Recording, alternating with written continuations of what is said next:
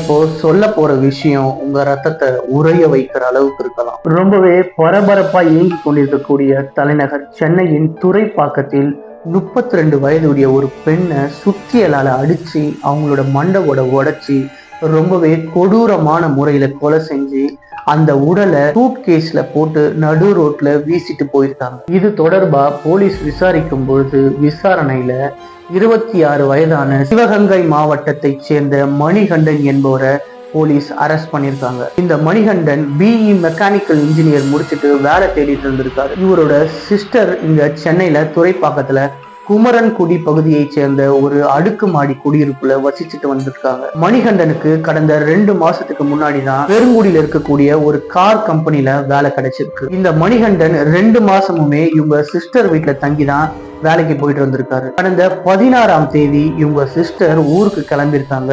ஊருக்கு போகும்போது